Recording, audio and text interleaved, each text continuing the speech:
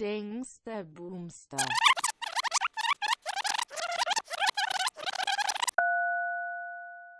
Next caller. Next caller is Frankie from Middle Township. Frankie asked about one of South Jersey's most controversial subjects. He wanted to know how the Great Tomato War of South Jersey started and who is at fault.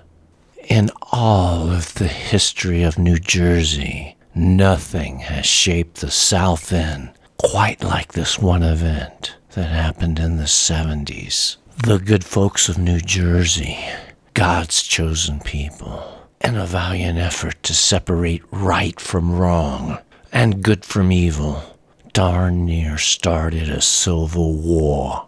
No, South Jersey wasn't at war with North Jersey. No. Not this time. This war was fought exclusively inside a little place called the Iron Gnome. The people described here are hometown heroes, folks who sacrificed and gave their all for the great state of New Jersey. Think back to a time when you could only get gas on even or odd days, depending on your license plate, or no gas at all, trying to save every ounce of energy.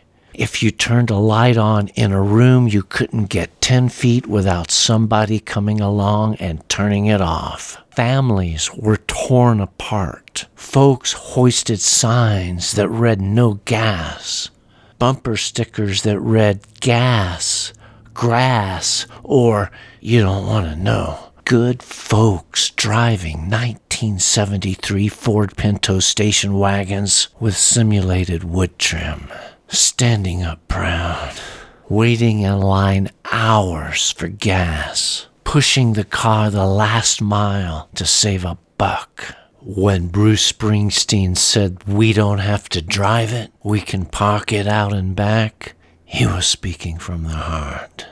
That's what it was like back in the day. That is, except for one small spot in South Jersey.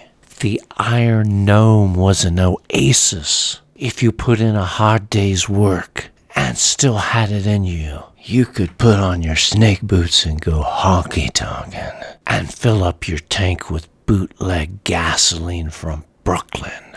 The Iron Gnome was far from OPEC and the insanity of the day. The lights were far from bright, but the music was bold as balls. I'm not saying it was the best place on the face of the earth. Sure, it was Jersey fresh, and that is as fresh gets. In any case, some dude, whose friends referred to as McGuire, spent most of his time there, playing pool, chatting up the ladies, and bragging about his fancy car. Eventually, some other dude got sick of McGuire going on and on about his Wundercar. Here's how the brawl started. As is the case with many a brawl in a honky-tonk, it started with an insult. Some say that the dude straight up ragged on McGuire's Ford Pinto station wagon with simulated wood trim. Some say that it was all a mistake due to McGuire's lack of understanding of the metric system. Something you should know about McGuire. He was bursting with pride about anything and everything having to do with the Ford Pinto. And he took it hard. Whether or not an insult was intended, McGuire's feelings were hurt. Someone tried to cheer McGuire up by shouting out, "Your Pinto is cherry." McGuire went nuts. He yelled out, "My friends call me McGuire," and let loose with an impressive salvo of Jersey tomatoes hurled in the direction of the dude who disrespected his Ford.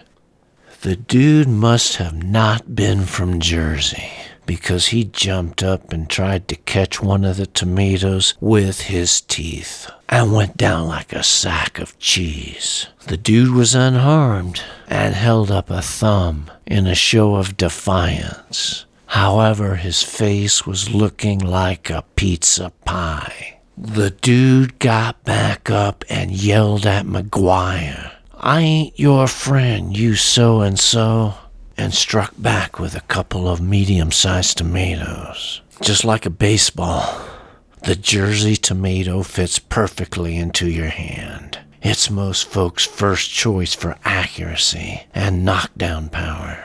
McGuire ducked the salvo and yelled back, "My friends call me McGuire." Dude yelled back, "You ain't got no friends." McGuire fired off another Jersey tomato, missed the dude, and grazed one of South Jersey's best softball pitchers. She helped win state. That's when McGuire's luck changed. She picked up a Jersey tomato the size of a softball and started her wind-up. The crowd took a step back. McGuire chuckled and started to say his friends call him McGuire when he took one low. McGuire went down on the dance floor. The pitcher was winding up again, and McGuire had a worried look on his face. He was trying to call a timeout, showing her the timeout sign. She didn't see McGuire. Her hair was in the way. And McGuire got hit again and again. He kept trying to tag out. You could hear McGuire moan, every time a tomato splattered him. Then some kind of chain reaction happened. The whole crowd let loose on McGuire. McGuire kept trying to return fire. He tried to give as good as he got, but just as soon as he would start to yell out, "His friends call him McGuire," he would get knocked down again. People were pleading with him to just stay down, giving him the stay down sign. But he wouldn't. No, sir. His friends call him McGuire. When the paramedics reached him, he was still insisting that his friends call him McGuire. They loaded McGuire into the Krankenwagen and took off. I followed them to the emergency room in McGuire's 1973 Ford Pinto station wagon with simulated wood trim. I'm Herr. Next caller.